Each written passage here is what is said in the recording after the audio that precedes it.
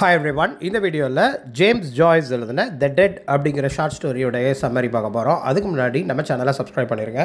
மறக்காமல் பக்கத்தில் இருக்கிற பெல் ஐகானை கிளிக் பண்ணுங்கள். அப்போ தான் நான் போடுற நிறைய வீடியோஸோடைய நோட்டிஃபிகேஷன் உங்களுக்கு வரும்.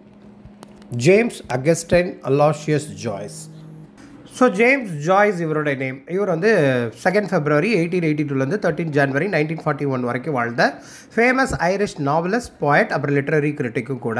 இவருடைய ஃபேமஸ் நாவல் பார்த்தீங்கன்னா யுலிசஸ் அப்படின்னு சொல்லிட்டு 1922 ஒரு நாவல் எழுதியிருக்காரு. அதுக்கப்புறம் stream of consciousness technique use பண்ணி எழுதுறதுல இவர் ரொம்பவே எக்ஸ்பர்ட்னு சொல்லலாங்க. அது மாதிரி டப்ளினஸ் அப்படின்னு சொல்லிட்டு ஒரு 15 ஷார்ட் ஸ்டோரிஸ் கொண்ட கலெக்ஷன் வந்து இவர் 1904 1907 வரைக்கும் எழுதியிருக்காரு. இது வந்து 1914 பப்ளிஷ் ஆகிருக்கு. ஏன் இந்த டப்ளினஸை பற்றி சொல்கிறேன் அப்படின்னா, த டெட் அப்படிங்கிறது கூட இந்த டப்ளினஸ் அப்படிங்கிற கலெக்ஷனுடைய ஃபைனல் ஷார்ட் ஸ்டோரியாக பார்க்கப்படுது. அதனுடைய ஃபைனல் ஷார்ட் ஸ்டோரி 1914 கலெக்ஷனில் இந்த டெட் அப்படிங்கிற ஷார்ட் ஸ்டோரியை ஆட் பண்ணப்பட்டிருக்கு. ஸோ அவர் எழுதின ஷார்ட் ஸ்டோரியிலே இது ஒரு லாங்கஸ்ட் ஷார்ட் ஸ்டோரின்னு சொல்கிறாங்க. ஏன்னா 15,952 வேர்ட்ஸ் இருக்குது. ஸோ இதை வந்து ஒரு நாவலா அப்படின்னும் சொல்லலாம். ஏன்னா இந்த ஸ்டோரியுடைய தீம்லாம் பார்த்திங்கன்னா லவ், அதை ஃபோக்கஸ் பண்ணுற மாதிரி இருக்கும். அப்புறம் அந்த லவ்வும் லாஸ் இது ரெண்டையும் மேஜராக கொண்டு வர்ற மாதிரி இருக்கும். அதுக்கப்புறம் ஐரிஷ் ஐடென்டிட்டி இதெல்லாம் பற்றி பேசுகிற மாதிரி இது அமைஞ்சிருக்கும். இதனோட மெயின் கேரக்டர்ஸ் என்னங்கிறத உங்களுக்கு நான் சொல்லிடுறேன். கேப்ரியல் கான்ராய் அவர் தான் மெயின் கேரக்டர். அப்புறம் கேட் மார்க்கன், ஜூலியா மார்க்கன், இவங்க 2 பேரும். கேப்ரியல் கான்ராய் சொன்னேன் இல்லையா, அவங்களுடைய ஆண்ட்டை அவங்க தான் ஒரு ஆனுவல் பார்ட்டி மாதிரி ஒன்று ஹோஸ்ட் பண்ணுறாங்க இந்த ஷார்ட் ஸ்டோரியில். இல்லை ப்ரொட்டகானிஸ்ட், அதாவது மெயின் கேரக்டர் பார்த்திங்கன்னா நம்ம கேப்ரியல் கான்ராய் தான். இவர் வந்து ஒரு மிடில் கிளாஸ் எஜுகேட்டட் மேன், டீச்சராக ஒர்க் பண்ணுறாரு. டெய்லி எக்ஸ்பிரஸ் அப்படின்னு சொல்லிட்டு ஒரு கன்சர்வேட்டிவ் ஒரு பேப்பருக்கு வந்து ஆர்டிக்கல் எழுதுறது இவருடைய வழக்கங்க இவர். அதே மாதிரி இவங்களுடைய ஒய்ஃப் யார் அப்படின்னா கிரெட்டா கான்ராய், கேப்ரியலுடைய ஒய்ஃபு. இது போக இந்த கேரக்டர்ஸ் ஆண்ட் ஜூலியா மார்க்கன், அப்புறம் ஆண்ட் கேட் மார்க்கன், இவங்க 2 பேருமே சிஸ்டர்ஸ். இவங்களோட எல்டர் சிஸ்டர் தான் ஆண்ட் ஜூலியா மார்க்கன். அவர் இந்த கேரக்டரோட ரெப்ரசன்டேஷன் சிம்பாலிக்காக எதை மீன் பண்ணோம் அப்படின்னா, அந்த ஐரிஷ் ட்ரெடிஷன். ஏன்னா இவங்க வந்து ஏஜான ஒரு கேரக்டர். ஸோ இவங்க வந்து ஒரு நம்ம ஐரிஷ் ட்ரெடிஷன் வந்து ஃபேட் ஆகிறத சிம்பாலிக்காக ரெப்ரசன்ட் பண்ணுற ஒரு மியூசிக் டீச்சர், அப்புறம் ஒரு கேத்தலிக்கும் கூட. அப்புறம் ஆண்ட் கேட் மார்கன் சொன்னாலே இவங்க வந்து ரொம்ப எனர்ஜெட்டிக்கான ஒரு டாக்கட்டிவான சிஸ்டர். இவங்க 2 சிஸ்டர்ஸ். அந்த கிறிஸ்மஸ் பார்ட்டி ஒரு ஹோஸ்ட் இவங்க 2 பேரும் தான். இவங்களுடைய நீஸ் யாருன்னு பார்த்தீங்கன்னா மேரி ஜேன் மார்க்கன். இவங்களும் ஒரு மியூசிக் டீச்சர், ஒரு இண்டிபெண்ட்டான கேர்ள், பட் அன்மேரிட் கேர்ள் இவங்க.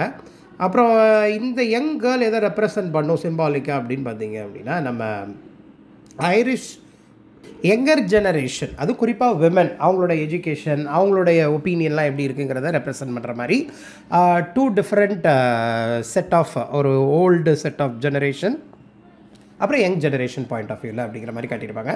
இது போகிற குட்டி குட்டி கேரக்டர்ஸ்லாம் இருக்குங்க. மைக்கேல் ஃபியூரி அப்படின்னு சொல்லிட்டு ஒரு கேரக்டர் இருப்பாங்க. அது யாருங்கிறத உங்களை ஷார்ட் ஸ்டோரி சம்மரி வரும்போது நான் உங்களுக்கு சொல்கிறேன். அப்புறம் மிஸ் மோலி ஐவர்ஸ் அப்படின்னு சொல்லிட்டு ஐரிஷ் நேஷ்னலிஸ்ட், ஒரு பொலிட்டிக்கல் அவுட் ஸ்போக்கன் பர்சன். அப்புறம் லில்லி அப்படின்னு சொல்லிட்டு ஒரு கேர்டேக்கர் ஒருத்தங்க இருப்பாங்க. அப்புறம் ஃப்ரெடி மேலன்ஸ் அப்படின்னு சொல்லிட்டு ஒரு கேரக்டர், ஒரு ஃபேமிலி ஃப்ரெண்டு இவங்க எல்லாமே. அண்ட் பார்ட்டல் டார்சி அப்படின்னு சொல்லிட்டு ஒரு சிங்கர் ஒருத்தங்க இருப்பாங்க. சரி வாங்க, இப்போ நம்ம இந்த ஷார்ட் ஸ்டோரியை பற்றி பார்த்துடலாம். த டெட் அப்படிங்கிற பற்றி தான் இதை ஆரம்பிக்கிறாங்க இல்லையா. அந்த ஷார்ட் ஸ்டோரியோட டைட்டிலே அது தான். டப்ளினஸ் அப்படிங்கிறது அந்த டப்ளினில் நடக்கிற அயர்லாண்டுடைய கேபிட்டல் தாங்க டப்ளின். அந்த டப்ளினில் இருக்கிற மக்களுடைய கதையை ஃபோக்கஸ் பண்ணுற மாதிரி அமைஞ்சிருக்கும் இந்த ஷார்ட் ஸ்டோரி கலெக்ஷன் அப்படிங்கிற மாதிரி காட்டியிருப்பாங்க. குறிப்பாக அந்த அயர்லாண்டில் வசிக்கக்கூடிய எக்கனாமிக் கிளாஸஸ், அந்த சோஷியல் பேக்ரவுண்ட், இதெல்லாம் ஹைலைட் பண்ணுற விதமாக தான் டப்ளினஸ் அப்படிங்கிற ஷார்ட் ஸ்டோரி கலெக்ஷனில் இருக்கிற ஒவ்வொரு கதையும் அமைஞ்சிருக்கும் அப்படிங்கிறத பேஸாக வச்சு தான் இந்த ஷார்ட் ஸ்டோரியை நமக்கு ஜேம்ஸ் ஜாய்ஸ் எழுதியிருப்பாங்க. இப்போது இந்த ஷார்ட் ஸ்டோரி எப்படி ஆரம்பிக்குது அப்படின்னா, கேப்ரியல் கான்ராய் இருக்கார் இல்லையா, அவர் வந்து அவங்க ஆண்ட் அரேஞ்ச் பண்ணுற அந்த ஆனுவல் கிறிஸ்மஸ் பார்ட்டிக்கு லேட்டாக வர்றாரு. கிறிஸ்மஸ் பார்ட்டி ரெடி ஆகிடுச்சு. அவங்களோட ஒய்ஃப் கிரெட்டா வந்து திட்டிகிட்டே வர்றாரு, நீ தான் ரெடி ஆகிறதுக்கு ரொம்ப லேட் பண்ணிட்டேன், உன்னால தான் லேட் ஆகிடுச்சு அப்படின்னு சொல்லிட்டு அங்கே வர்றாங்க. அப்போது அங்கே இருக்கிற ஹவுஸ்மேட் லில்லி, அவங்களுடைய ரெஸ்பான்சிபிலிட்டி என்ன அப்படின்னா, அந்த கோட் வர்றவங்களுடைய கோட்டை ரிசீவ் பண்ணி வைக்கிறது அப்படிங்கிற மாதிரி தான் அவங்களுடைய ரொட்டீன், அவங்களுக்கு கொடுக்கப்பட்ட வேலை அந்த ஹவுஸ்மெய்டுக்கு. அப்படி ஹவுஸ்மெய்டு அவங்களுடைய கோட்டை கேப்ரியல் கான்ராயோடைய கோட்டை வாங்கும் பொழுது அவங்கள லில்லியோடைய ஸ்கூலை பற்றி கேட்குறாங்க. ஸ்கூலில் ஓகே நீ வந்து கரெக்டான ஏஜுக்கு வந்துட்ட, இப்போ நீ சீக்கிரம் நீ கல்யாணம் ஆகணும், ஒரு யங் மேனை பார்த்து கல்யாணம் பண்ண வேண்டிய கரெக்டான ஒரு டைம் உனக்கு வந்துருச்சு அப்படிங்கிற மாதிரி லில்லி கிட்ட சொல்கிறாங்க. இதை கேட்டோடனே லில்லிக்கு வந்து ரொம்ப அப்செட் ஆயிடுது. ஏன் எப்போ பார்த்தாலும் ஆண்கள் இந்த மாதிரி டாப்பிக்கே எடுத்து பேசுகிறாங்க, ஏன் ஆண்களுக்கு இந்த மாதிரி டாபிக் தான் ரொம்ப இன்ட்ரெஸ்டடா அப்படின்னு சொல்லி அந்த இடத்துல பேசினோடனே அது வந்து கேப்ரியல் கான்ட்ராய்க்கு வந்து ஒரு எம்பாரசிங் மூமெண்ட் மாதிரி ஆயிடுச்சு. ஆஹா, நம்ம சொன்னது இந்த பொண்ணு பெரிய பொண்ணு ஆயிடுச்சு, சீக்கிரம் அடுத்த கல்யாணம் தானே பண்ண போகுது அப்படின்னு சொன்னது இந்த இடத்துல ஒரு குத்தமா அப்படிங்கிற மாதிரி அவர் ஜர்க்காய் நிற்கிறார். ஒரு எம்பாரசிங் மூமெண்ட் ஆயிடுது. உடனே இவங்க நம்ம கான்ட்ராய் என்ன பண்ணுறாருன்னா ஒரு காயின் வந்து அந்த பொண்ணுக்கிட்ட கொடுக்குறாரு. ஓகே இல்லை வேண்டாம் அப்படின்னு சொல்லி அவர் தயங்கினாலும் இல்லை கிறிஸ்மஸ்க்காக என்னுடைய கிஃப்ட் அப்படின்னு சொல்லிட்டு ஃபோர்ஸ் பண்ணி கொடுத்துட்றாரு ஒரு காயினை. இப்போது அந்த பார்ட்டிக்கு நுழையணும் அவர் கேப்ரியல் கான்ட்ராய். கொஞ்சம் நர்வஸாக இருக்கார். ஏன்னா அவர் வந்து ஒரு ஸ்பீச் கொடுக்கறதுக்கு ப்ரிப்பேர் பண்ணி வச்சுருக்காரு. அந்த ஹோஸ்ட் பண்ணுறாங்க இல்லையா அந்த ப்ரோக்ராமில் வந்து இவர் வந்து ஒரு ஸ்பீச் கொடுக்கணும், அந்த கிறிஸ்மஸ் பார்ட்டியில் இவர் ஒரு ஸ்பீச் கொடுக்கணும்னு சொல்லிட்டு திங்க் பண்ணி வச்சுருக்காரு. ஓகே ஆல்ரெடி இங்கே லில்லி கிட்ட ஒரு நோஸ் கட் மாதிரி ஒரு மொமெண்ட் வாங்கியாச்சு, திரும்பி அங்கே போய் எம்பாரஸ் ஆகிடக்கூடாது அப்படின்னு சொல்லிட்டு அவர் திங்க் பண்ணுறாரு. ஏன்னா அவர் வந்து ஒரு நிறைய போய்ட்ரிலாம் தெரிஞ்ச பீப்புளெலாம் வருவாங்க, அவங்களுக்கு புரியாமல் போயிடக்கூடாது என்னுடைய ஸ்பீச் அப்படிங்கிற மாதிரி அவர் திங்க் பண்ணுறாரு. ஆன் ஜூலியாவும் ஆன் கேட்டும் நம்ம கேப்ரியல் கான்ட்ராயையும் கிரெட்டாவையும் ரிசீவ் பண்ணுறாங்க. இப்போ அந்த 2 ஆண்ட்டுமே ஃப்ரெட்டி மேலன்ஸை பற்றி ஒரி பண்ணுறாங்க. ஏன்னா அவன் வந்து ஐயோ குடிச்சிட்டு வருவான், அவன் வரும்போதே குடிபோதையிலே வருவான் சொல்லிட்டு கேப்ரியல் வந்து சரி நீங்கள் அவங்கள பார்த்துக்கோங்க அப்படிங்கிற மாதிரி அவங்க ஒரு பிளான் பண்ணிடுறாங்க. ஏன்னா அவனால் விஷயங்கள்லாம் சொதப்பிடக்கூடாது அப்படின்னு சொல்லிட்டு அவங்க டிசைட் பண்ணுறாங்க. அதுக்கு கேப்ரியல் ஒரு ஐடியா கொடுக்குறாரு. இந்த மாதிரி ஃப்ரெட்டி குடிச்சிட்டு வந்தானா அவனை உள்ளவே விடக்கூடாது, இதுதான் என்னுடைய பிளான். அவனை இங்கே வந்ததுக்கப்புறம் நீங்கள் சமாளிங்கன்னு சொல்கிறத விட அவன் குடிச்சிட்டு வர்ற மாதிரி தெரியுது, அவன் குடிச்சிருந்தாலே உள்ள பார்ட்டிக்கு விடக்கூடாது அப்படின்னு சொல்லிடுறாங்க. இப்போ பார்ட்டி தொடங்கியாச்சு, சாங்கு டான்ஸு எல்லாமே நடந்துக்கிட்டு இருக்கு. இப்போது கேப்ரியல் அகெயின் ஃப்ரெட்டியோட அந்த பிளேஸ்க்கு வர்றாரு. அவன் கொஞ்சம் குடித்த மாதிரி தான் தெரியுது, கொஞ்சம் லைட்டாக போதையில் இருக்கான் அப்படிங்கிறது தெரியுது. ஏன்னா அவன் வந்து குடிக்கிற கேரக்டர் தான். ஷார்ட் ஸ்டோரியில் பார்த்தாலே ஃப்ரெட்டி மேலன்ஸோடைய கேரக்டரைசேஷன் அந்த மாதிரி தான் இருக்கும். ஸோ மேரி ஜேன் ஒரு மியூசிக்கல் டீச்சர்னு சொன்னேன் இல்லையா, மியூசிக் டீச்சர். அதனால் அவங்க வந்து கேப்ரியலோடைய கசின். அந்த ஆண்ட்டு தான் 2 பேரும் வளர்க்குறாங்க, ஆண்ட் ஜூலியா ஆண்ட் கேட்டை. இவங்க வந்து ஒரு மியூசிக்கல் பீஸ் அந்த இடத்துல வாசிக்கிறாங்க. ஆனால் அது வந்து கேப்ரியலுக்கு சுத்தமாக பிடிக்கல. ஸோ அதனால் அவர் என்ன பண்ணுறாரு அப்படின்னா அந்த ஆண்ட் மேக் பண்ண எம்ப்ராய்ட்ரிஸ் அந்த வீட்டுடைய வால்லலாம் இருக்குது, அப்புறம் அதெல்லாம் போய் பார்த்துக்கிட்டு இருக்காரு. சரி டைம் ஸ்பெண்ட் பண்ணலாம், எனக்கு தான் அந்த மியூசிக் பிடிக்கலையே, நம்ம போய் வீட்டை சுற்றி பார்க்கலாம் அப்படின்னு சொல்லிட்டு சுற்றி பார்க்கும்பொழுது அந்த வாலில் போடப்பட்ட அந்த சுவர்களில் போடப்பட்ட அந்த எம்ப்ராய்டரியை பார்க்குறாரு. அதுக்கப்புறம் அவங்களுடைய இறந்து போன அவங்க அம்மாவுடைய ஃபோட்டோவை பார்க்குறாரு. அதில் வந்து அவங்க அம்மா அந்த ஃபோட்டோவில் பார்த்தீங்கன்னா அவங்க அம்மா வந்து அவங்களோட பிரதர்கிட்ட ஏதோ ரீட் பண்ணி காட்டுற மாதிரி அந்த ஃபோட்டோவில் இருக்குது. அதையும் நோட்டீஸ் பண்ணிடுறாரு. அம்மா வந்து தன்னுடைய பிரதருக்கு ஏதோ ஒரு விஷயத்தை ரீட் பண்ணி காட்டுறாங்க அப்படிங்கிற ஃபோட்டோ இமேஜை பார்த்துக்கிறாரு. அதுக்கப்புறம் கேப்ரியல் வந்து நம்ம மிஸ் ஐவர் கூட கொஞ்சம் நேரம் டான்ஸ் ஆடுறாரு, அந்த பார்ட்டியில் ஆடுறாரு. அப்போ அப்படி ஆடும் பொழுது அந்த மிஸ் ஐவர்ஸ் வந்து சொல்கிறாங்க, நீங்கள் வந்து இந்த யூனியனிஸ்ட் நியூஸ் பேப்பருக்கு ரிவ்யூ எழுதுறது எனக்கு சுத்தமாக பிடிக்கல, அதான் சீக்கிரட்டாக நீங்கள் இந்த மாதிரி புக் ரிவ்யூலாம் நீங்கள் யூனியனிஸ்ட் நியூஸ் பேப்பருக்கு எழுதுறீங்க இல்லையா, அதை பார்க்கும்பொழுது நீங்கள் வெஸ்ட் பிரிட்டன் மாதிரி எனக்கு தெரியுது, அது எனக்கு சரி பண்ணலை அப்படின்னு சொல்லிட்டு அவரை அந்த இடத்துல ஒரு திரும்ப அகெயின் ஒரு நோஸ் கட் பண்ணுற மாதிரி அந்த ஒரு மொமெண்ட் ஆகிடுது. இருந்தாலும் மிஸ் ஐவர் வந்து நீங்கள் எங்களுடைய ஃபேமிலி வந்து அயர்லாண்டுடைய வெஸ்டர்ன் பார்ட்டில் இருக்கிறாங்க, அந்த இடத்துக்கு நீங்கள் சம்மருக்கு வரணும் அப்படின்னு சொல்லிட்டு, அதாவது நீங்களும் உங்கள் ஃபேமிலியோடு வரணும் அப்படின்னு சொல்லிட்டு இன்வைட் பண்ணுறாங்க மிஸ் ஐவர். அதுக்கு வந்து கேப்ரியல் சொல்கிறாரு, இல்லை நானும் கிரெட்டாவும் யூரோப் போகணும் அப்படின்னு சொல்லிட்டு பிளான் வச்சுருக்கோம், அதனால் வர முடியாது அப்படின்னு சொல்லிடுறாங்க. இதை கேட்கும் பொழுது ஏன் கேப்ரியல் வந்து யூரோப் போக ஆசைப்படுறாரு, அது போக மித்த லாங்குவேஜெல்லாம் கற்றுக்கணுன்னு ஏன் ஆசைப்படுறாரு, மித்த கண்ட்ரி அதுக்கு நம்ம கண்ட்ரிலே நிறைய இருக்குது, நம்ம கண்ட்ரிலே பார்க்க வேண்டிய இடங்கள் நிறைய இருக்குது, நம்ம கண்ட்ரியில் உள்ள லாங்குவேஜை லேர்ன் பண்ணுறதுக்கே நிறைய விஷயங்கள் இருக்குது, இதை விட்டுட்டு ஏன் அவர் யூரோப் போகிறாரு அப்படின்னு சொல்லிட்டு திங்க் பண்ணுறாங்க. இதை கேட்கும் பொழுது அவர் சொல்லிடுறாரு, இந்த மாதிரி எனக்கு நம்ம கண்ட்ரி சுத்தமாக பிடிக்கலப்பா, எனக்கு அது செட் ஆகிற மாதிரி தெரில. இப்போ வந்து அகெயின் நீ தான் சொல்லிட்டு இல்லையா வெஸ்ட் பிரிட்டன் அப்படின்னு சொல்லி என்னை அட்ரஸ் பண்ண இல்லையா அப்படின்னு சொல்லி அவர் அகெயின் ஒரு கவுண்டர் கொடுக்குறாரு நம்ம மிஸ் ஐவர்ஸ்க்கு. இப்போ ஆல்ரெடி அந்த பார்ட்டிக்கு நுழையும் போதே நர்வஸாக இருந்த கேப்ரியல் மிஸ் ஐவர்ஸ் கூட நடந்த அந்த ஒரு கான்வர்சேஷன் அகெயின் இவர் ரொம்பவே நர்வஸ் ஆயிடுச்சு. இப்போ எப்படிடா நம்ம பேச போகிறோம், ரொம்பவே நர்வஸ் ஆகிட்டோமே அப்படின்னு சொல்லிட்டு நினச்சிட்டு இருக்காரு. இப்போ எல்லாருமே அவர் டின்னர் முடிச்சுட்டு செட்டில் டவுன் ஆயாச்சு. ஆண்ட் ஜூலியா ஒரு பாட்டு பாடுறாங்க. அப்போது இப்போ கேப்ரியல் வந்து கிரெட்டாவும் மேரி ஜேனும் மிஸ் ஐவரை டின்னருக்காக ஸ்டே பண்ணுங்கள் அப்படின்னு சொல்லி கன்வின்ஸ் பண்ணிகிட்டு இருக்கிறத பார்க்குறாரு. ஆனால் மிஸ் ஐவர் என்ன பண்ணுறாங்கன்னா விடாப்படியா இல்லை நான் வீட்டுக்கு போயே ஆகணும் அப்படின்னு சொல்லிட்டு அந்த கான்வர்சேஷன் நடக்கிறது தூரத்துலேருந்து அவர் அப்சர்வ் பண்ணுறாரு. அப்போ கேப்ரியல் சொல்கிறாரு, சரி நான் வேணா வீட்டுக்கு உன் கூட வரட்டுமா, உன் கூட எஸ்காட் மாதிரி உன் கூட துணைக்கு நான் வரட்டுமா அப்படின்னு சொல்லும்போது மிஸ் ஐவர்ஸ் வந்து இல்லை வேண்டாம் அப்படின்னு சொல்லிடுறாங்க. டின்னர் வந்து ரொம்ப கிராண்டாக பண்ணியிருக்காங்கங்க. நிறைய விஷயங்கள் இருக்குது அந்த டின்னரில். அண்ட் அந்த கான்வர்சேஷன்லாம் திரும்ப அவர் பேசி பார்க்குறாரு. கெஸ்ட் எல்லோரும் கூட பேசுகிறாங்க, பெரிய பெரிய சிங்கர்ஸை பற்றி பேசுகிறாங்க.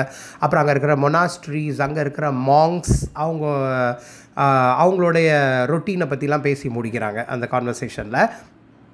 இப்போ அந்த டின்னருடைய முடிவு, அந்த டின்னர் முடிகிற டைம் வந்தாச்சு. கேப்ரியலுடைய ஸ்பீச் ஆரம்பிக்க போது கேப்ரியல் வந்து அவர் ப்ரிப்பேர் பண்ண அந்த ஸ்பீச்சை வந்து பேசுகிறாரு. இப்போ வந்து அவர் ஐரிஷுடைய ஹாஸ்பிட்டாலிட்டியை பற்றி பேசுகிறாரு. இது வந்து அந்த கல்ச்சரை டிஃபைன் பண்ணுது. ஒரு ஸோ இது வந்து முக்கியமான ஒரு கல்ச்சர், அந்த விருந்தோம்பல் பண்புங்கிறது ஐரிஷ் ட்ரெடிஷனில் ஒரு முக்கியமான கல்ச்சர் அப்படின்னு சொல்லிட்டு பேச ஆரம்பிக்கிறாரு. அதுக்கப்புறம் இது மூலயமா இந்த மாதிரி பார்ட்டிஸ் நடத்துறது மூலயமா மிகப்பெரிய செலிப்ரிட்டிஸ், அந்த ஆர்டிஸ்ட்டை, அதாவது பாஸ்ட் ஜெனரேஷன் ஆர்டிஸ்ட்டை வந்து ஹானர் பண்ணுற விதமாக இந்த விஷயங்கள்லாம் நடக்குது. இது வந்து புது ஜெனரேஷனில் வர்ற பீப்புளுக்கு வந்து இது ஒரு நல்ல ஒரு ப்ரொக்ரெஷன், நல்ல ஒரு ஃப்யூச்சரிஸ்டிக்காக இருக்கும். அவங்களுக்கு வந்து பாஸ்ட் ஆர்டிஸ்ட்டை நல்லா செலிப்ரேட் பண்ணுறாங்க, அவங்கள வந்து அக்னாலேஜ் பண்ணுறாங்கங்கிறத இனிமே வரப்போகிற ஜெனரேஷன் பீப்புள் வந்து உணர்ந்துக்குவாங்க அப்படின்னு சொல்லிட்டு ஸ்டார்ட் பண்ணுறாரு. அப்புறம் அவங்களுடைய ஆண்ட் இருக்காங்க இல்லையா, அவங்களெல்லாம் வந்து இவர் ப்ரைஸ் பண்ணுறாரு. 2 ஆண்ட்டையுமே ரொம்ப ப்ரைஸ் பண்ணுறாரு. அப்புறம் மேரி ஜேனுடைய அந்த மியூசிக்கல் டேலண்ட்டை அப்ரிஷியேட் பண்ணுறாரு.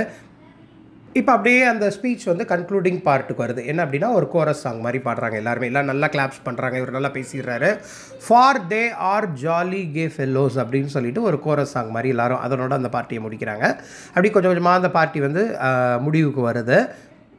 ஏன்னா ஆண்ட் ஜூலியாவும் ஆண்ட் கேட்டும் அவங்களுடைய கிறிஸ்மஸ் பார்ட்டிக்கு வந்த அந்த கெஸ்ட்டை வந்து வழி அனுப்புகிற ஒரு மொமெண்ட் ஆயாச்சு. எல்லாரையும் சென்ட் ஆஃப் பண்ணிக்கிட்டு இருக்காங்க. அப்போ அதில் ஒரு கெஸ்ட் வந்து த லாஸ் ஆஃப் ஆவ்ஹ்ரிம் அப்படின்னு சொல்லிட்டு ஒரு சாங் வந்து பாடுறாங்க. அதில் ஒரு கெஸ்ட்டு பாடிட்டு போகிறாங்க. இப்போது கேப்ரியலாவும் கிரெட்டாவும் அவங்க தங்கி இருக்க ஹோட்டலுக்கு போகிறதுக்கு ஒரு கேப் வந்துருச்சு. அந்த கேபில் ஏறுறாங்க. அந்த கேபில் போகும்பொழுது கேப்ரியல் வந்து அவருடைய ஏர்லி டேஸ், அவருடைய மேரேஜ் டைமில் உள்ள அந்த ஏர்லி டேஸ், அவர் வந்து கிரெட்டா கூட டைம் ஸ்பெண்ட் பண்ண அந்த யங் டேஸை பற்றி திங்க் பண்ணிக்கிட்டு இருக்காரு. ஆனால் கிரெட்டா மட்டும் ரொம்ப குவைட்டாக இருக்கிறாங்க. இப்போது கேப்ரியலுடைய மைண்டில் நிறைய விஷயங்கள், அந்த பார்ட்டி, அந்த சாங், டான்ஸ், கான்வர்சேஷன், அவர் கொடுத்த ஸ்பீச், அதெல்லாம் நினச்சி பழைய விஷயங்களை நினச்சி பார்க்குறாரு. ஆனால் இவங்க மட்டும், கிரெட்டா மட்டும் தனிமையில் உட்காந்துருக்கிற மாதிரி அமைதியாக இருக்கிறாங்க அவங்க. ஸோ இப்போ ஹோட்டலுடைய ரூமுக்கு வந்தாச்சு. அவங்க பார்க்குறதுக்கு ரொம்ப டயர்டாக இருக்கிறாங்க. இப்போது இவர் கேட்குறாரு, என்னம்மா எதை பற்றி திங்க் பண்ணிகிட்டு இருக்கிற, என்னாச்சு, நீ எதையோ திங்க் பண்ணுற மாதிரி இருக்கே அப்படின்னு சொல்லும் பொழுது அவங்க சொல்கிறாங்க, அந்த நைட்டுடைய, அதாவது அந்த பார்ட்டி நைட்டில் லாஸ்ட்டாக பாடப்பட்ட சாங் வந்து ஒரு யங் மேன், அவனுடைய பேர் வந்து மைக்கேல் ஃபியூரி, அவனை எனக்கு ஞாபகப்படுத்திருச்சு. ஏன்னா அவன் தான் நான் லவ் பண்ணேன், யங் டேஸில் நான் லவ் பண்ணேன் என்னுடைய லவர். நான் கேல்வேயில் இருக்கும்போது நான் லவ் பண்ண அதாவது நான் யங் உமனாக இருக்கும் பொழுது மைக்கேல் ஃபியூரிங்கிறவன் அந்த லாஸ் ஆஃப் ஆவ்ஹ்ரிம் அப்படிங்கிற அந்த பாட்டை பாடி என்னை இம்ப்ரெஸ் பண்ணான். அந்த விஷயம் மைண்டில் வந்துருச்சு. அவன் வந்து ஒரு 17 இயர்ஸாக இருக்கும்போதே அவன் இறந்துட்டான். நாங்கள் டப்ளின் வரதுக்கு முன்னாடியே அவன் இறந்து போயிட்டான் அப்படிங்கிறதே அவன் சொல்கிறாங்க. எப்படி அவன் இறந்தான் அப்படின்னா, இவங்க போகிறாங்க, இவங்க கிளம்புறாங்க இல்லையா, டப்ளின் கிளம்பும் பொழுது அவன் வந்து இவன் புறப்படுறாளேன்னு சொல்லிட்டு அவளுக்கு ஒரு குட் பை சொல்ல வந்திருப்பான். அப்போ அந்த மழை பெஞ்சிருக்கும். அந்த மலையில் நனைஞ்சு, இவளை பார்க்குறதுக்காக மலையில் நனைஞ்சு, அந்த மலையிலே இவனுக்கு உடம்பு சரி இல்லாமல் போய் அந்த மைக்கேல் ஃபியூரி அப்படிங்கிறவர் இறந்து போயிருப்பாங்க. 17 இயர்ஸ் ஓல்டாக இருக்கும், சின்ன வயசில். ஏன்னா இவளோட லவர் தான், இருந்தாலும் மலையில் நினையாத, நீ வீட்டுக்கு போ அப்படின்னு சொல்ல நினச்சா கூட அவன் வந்து தன்னுடைய லவ்வர்கிட்ட அந்த சென்ட் ஆஃப் சொல்கிறதுக்காக நான் வெயிட் பண்ணி தான் நான் போவேன், நீ தான் எனக்கு முக்கியம் அப்படிங்கிற மாதிரி இருந்த ஒரு மொமெண்ட்டை, அதனாலே அவன் லைஃப் இழந்துட்டானேன்னு சொல்லி இப்போ கிரெட்டா அகெயின் அண்ட் அகெயின் அதை நினச்சி ரொம்பவே சேடாக ஃபீல் பண்ணுறாங்க. இதை சொன்னதுக்கப்புறம் கிரெட்டா தூங்கியாச்சு. கேப்ரியல் வந்து அந்த மைக்கேல் ஃபியூரியை பற்றி திங்க் பண்ண ஆரம்பிக்கிறாரு. இப்போ அவருடைய லைஃப்பை கிரெட்டாவுடைய லைஃப் கூட ரிலேட் பண்ணி பார்க்குறாரு. இப்போது கிரெட்டாவுடைய லைஃப்பில் மைக்கேல்னு ஒரு கேரக்டர் இருந்தால், அவனை இன்னும் நினச்சி இவன் ஃபீல் பண்ணுறான் அப்படின்னா ஏதோ ஒரு விஷயத்தில் நான் அந்த இடத்துல லேக் ஆகுறேன் அப்படின்னு சொல்லிட்டு கேப்ரியல் வந்து திங்க் பண்ணுறாரு. இப்போ 17 வயசு அப்படின்னு அந்த யங் டேஸில் இறந்துட்டான், யங் லவ்வாக கூட இருந்தால் கூட இன்னும் அவனை நினச்சி இவன் ஒன்று ஃபீல் பண்ணுறா, எமோஷ்னல் ஆகிறா அப்படின்னா அந்த சேட்னஸ்லேருந்து விடுபட முடியாமல் தவிக்கிறா என்னுடைய கிரெட்டா அப்படின்னா அஸ் அ ஹஸ்பண்டாக என்னுடைய ரோலை கிரெட்டாவுடைய லைஃப்பில் நான் கரெக்டாக பண்ணலையோ அப்படின்னு சொல்லிட்டு அவர் ரொம்பவே ஃபீல் பண்ணுறாரு. அதை நினச்சிட்டே இருக்கும் பொழுது அந்த ஸ்னோஃபாலை பார்க்குறாரு. அந்த ஸ்னோஃபால் வரும் பொழுது ஒரு நல்ல ப்ராஸ்பராக இருக்கிற விஷயம் கூட அப்படியே கம்ப்ளீட்டாக ஃப்ரீஸ் ஆகிற மாதிரி ஆயிடுது இல்லையா? ஸோ இந்த மாதிரி தான் லைஃப்பில் ஹியூமன் பீயிங்கோடைய லைஃப்பில் ஒரு ஸ்னோஃபால் மூமெண்ட் மாதிரி தான் நல்ல லிவிங்காக இருக்கிற ஒரு கான்செப்ட் கூட கம்ப்ளீட்டாக டெட்டாக மேக் பண்ணுற பாசிபிலிட்டி அந்த ஸ்னோஃபால்க்கு இருக்கே அப்படின்னு சொல்லிட்டு அதை பார்க்குற மாதிரி இந்த ஷார்ட் ஸ்டோரியை கம்ப்ளீட் பண்ணியிருப்பார் ஜேம்ஸ் ஜாய்ஸ். ஸோ அவங்களுடைய நம்ம கேப்ரியலுடைய ஆண்டான Kate and Julia Morkan organise பண்ண கிறிஸ்மஸ் பார்ட்டிக்கு வந்து போன கிரெட்டாவுக்கு மைக்கேல் ஃபியூரி அப்படிங்கிற ஒரு யங் டேஸில் நடந்த ஒரு லவருடைய அந்த விஷயங்கள் வந்து மைண்டில் வந்து போன ஒரு மொமெண்ட். கம்ப்ளீட்டாக அவள் அப்செட் ஆனது மட்டும் இல்லாமல் ஒரு அதை ஷேர் பண்ணிடுற ஹஸ்பண்ட் கிட்ட இருந்தாலும் நம்ம கேப்ரியலுக்கு வந்து நம்ம ஒய்ஃப் வந்து எமோஷ்னலாக சில விஷயத்தில் கனெக்ட் ஆகிருக்க விஷயத்தை என்னால் அப்சர்வ் பண்ணிக்க முடியலையே அப்படிங்கிற மாதிரி அவங்க இந்த ஷார்ட் ஸ்டோரியில் சொல்லியிருப்பாங்க. ஸோ அதை வந்து அந்த ஷார்ட் ஸ்டோரியோட ஃபைனல் சீன் அழகாக டெபிக்ட் பண்ணியிருக்குங்க. இவரும் அந்த விண்டோ வெளியே அந்த ஸ்னோஃபால் விழுறதா பார்க்குற ஒரு மொமெண்ட்டை அது அப்படியே அந்த எல்லா லேண்ட்ஸ்கேப்பையும் அப்படியே ஃப்ரீஸ் ஆகிருக்கிற ஒரு மொமெண்ட்டு, அந்த லிவிங் அண்ட் டெட் அந்த காம்பினேஷன், அந்த லிவிங் ஆகிருக்கிற விஷயத்தை கூட அந்த ஸ்னோஃபால் வந்து கம்ப்ளீட்டாக டெட் ஆகிற ஒரு மொமெண்ட்டு. அதே மாதிரி இப்போ இந்த ஒரு ஸ்டோரி வந்து என்னுடைய மைண்டில் கம்ப்ளீட்டாக ஃப்ரீஸ் ஆயிடுச்சு அப்படின்னு சொல்கிற மாதிரி ஷார்ட் ஸ்டோரியை கம்ப்ளீட் பண்ணியிருப்பார் ஜேம்ஸ் ஜாய்ஸ். இதான் த டெட் அப்படிங்கிற ஷார்ட் ஸ்டோரியோட சம்மரி. ஸோ இந்த மாதிரி இங்கிலீஷ் லிட்ரேச்சர் ரிலேட்டட் வீடியோஸ் நிறைய பார்க்குறதுக்கு நம்ம சேனல் சப்ஸ்கிரைப் பண்ணுங்கள். மறக்காம பக்கத்தில் இருக்க பெல் ஐகானை கிளிக் பண்ணுங்கள். அதான் நான் போடுற நிறைய வீடியோஸ் நோட்டிஃபிகேஷன் உங்களுக்கு வரும். தேங்க்யூ.